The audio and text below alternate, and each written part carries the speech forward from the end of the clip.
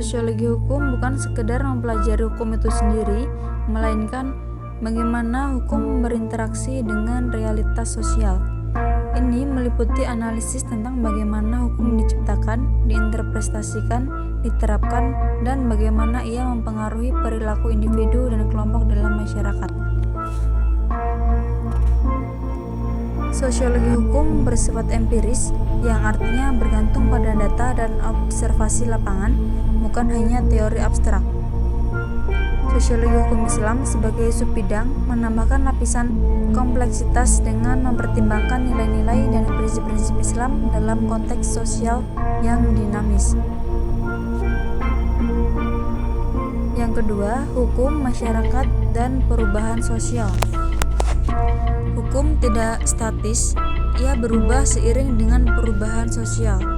Memahami teori-teori perubahan sosial seperti teori konflik, fungsionalisme, dan modernisasi sangat penting untuk memahami dinamika ini. Contohnya, perubahan hukum perkawinan di beberapa negara yang mengakomodasi pernikahan sesama jenis mencerminkan perubahan nilai sosial dan norma pada masyarakat. Hukum dalam hal ini beradaptasi terhadap perubahan sosial yang terjadi. Perubahan hukum seringkali tertinggal dari perubahan sosial terhadap lag antara kebutuhan masyarakat dan respon hukum yang dapat menimbulkan ketidakadilan dan ketidakpuasan. Yang ketiga, pendekatan yuridis empiris dan yuridis normatif. Yuridis empiris lebih dari sekedar observasi lapangan. Pendekatan ini membutuhkan metode penelitian yang kuat. Contohnya, studi tentang efektivitas UU KDRT dapat menggunakan survei, wawancara mendalam, mengukur seberapa efektif dan analisis dalam mengurangi statistik untuk mengumumkan tangga. Yuridis normatif yaitu analisis ini penting untuk memahami konsistensi internal sistem hukum, tetapi perlu diimbangi dengan pendekatan empiris agar tidak menjadi abstrak dan terputus dari realitas. Contohnya, analisis yuridis normatif terhadap UU Cipta Kerja akan menelaah pasal demi pasal, mencari potensi konflik norma, dan menganalisis konsistensinya dengan konstitusi. Integrasi kedua pendekatan yang ideal adalah menggabungkan keduanya. Analisis normatif memberikan kerangka teoritis, sementara analisis empiris memberikan data untuk menguji dan menyempurnakan kerangka tersebut. 4. Metode pemikiran hukum lebih dari sekedar positivisme. Positivisme hukum dengan berbagai alirannya, analitis murni, yuridis, dan sosiologis, menekankan pada hukum tertulis sebagai sumber utamanya. Namun, kritik terhadap positivisme muncul karena ia seringkali mengabaikan aspek moral dan sosiologi hukum. Contoh kritiknya, hukum apartheid di Afrika Selatan secara teknis positif atau tertulis dan diterapkan secara moral. Selanjutnya, sociological jurisprudence dan kritiknya. Sociological jurisprudence menekankan relevansi hukum dengan kehidupan sosial. Namun, pendekatan ini juga menuai kritik karena potensi penyalahgunaan kekuasaan dalam rekayasa sosial. Siapa yang menentukan kebutuhan sosial? Bagaimana memastikan bahwa rekayasa sosial tidak melanggar hak asasi manusia? Contohnya, program-program pemerintah yang bertujuan untuk mengubah perilaku masyarakat, misalnya kampanye anti korupsi, dapat dilihat sebagai contoh rekayasa sosial.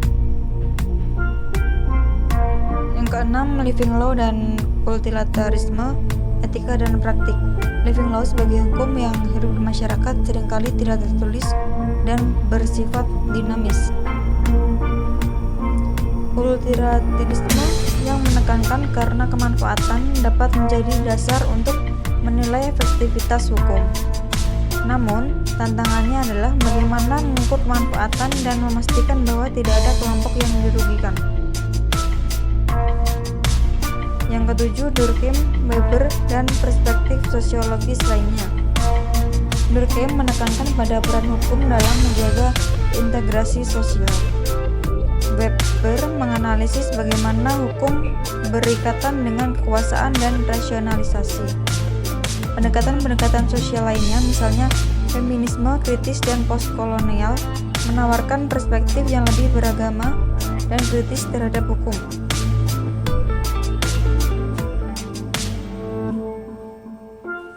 Yang selanjutnya adalah Hart dan konsep hukum. H.L.A. Hart merupakan karya monumental yang membedakan antara peraturan primer atau aturan perilaku dan sekunder atau aturan tentang aturan. Ia menawarkan perspektif yang lebih kompleks tentang hukum daripada teori sederhana seperti perintah dari John Austin. Yang ke-9, faktor-faktor yang mempengaruhi efektivitas hukum. Efektivitas hukum tidak hanya bergantung pada kualitas hukum itu sendiri, tetapi juga pada penegakan hukum, kesadaran hukum masyarakat, dan konteks sosial budaya. Kurangnya akses keadilan, korupsi, dan lemahnya penegakan hukum dapat menghambat efektivitas hukum, bahkan jika hukum itu sendiri sudah baik. Yang ke-10, hukum sebagai alat pengendalian sosial dan rekayasa sosial. Hukum berfungsi sebagai alat pengendalian sosial, mencegah perilaku menyimpang, dan memelihara ketertiban. Namun, ia juga dapat digunakan sebagai alat rekayasa sosial untuk mengubah perilaku dan nilai-nilai masyarakat. Ini menimbulkan pertanyaan etika terhadap batas-batas intervensi negara dalam kehidupan individu dan masyarakat. Yang ke-11, legal pluralisme dan tantangannya. Legal pluralisme, keberadaan berbasis sistem hukum dalam satu masyarakat, misalnya hukum adat, hukum agama, hukum negara, menciptakan tantangan dalam harmonisasi dan penegakan hukum. Yang selanjutnya, hukum progresif dan reformasi hukum. Hukum progresif menekankan pada adaptasi hukum terhadap perubahan sosial dan nilai-nilai kemanusiaan. Reformasi hukum bertujuan untuk memperbaiki sistem hukum agar lebih adil, efektif, dan responsif terhadap kebutuhan masyarakat. Studi sosial legal, pendekatan interdisipliner. Studi sosial legal menggunakan pendekatan interdisipliner untuk memahami hubungan kompleks antara hukum dan masyarakat. Ini melibatkan metode kualitatif dan kuantitatif untuk menganalisis berbagai aspek hukum dan konteks sosialnya.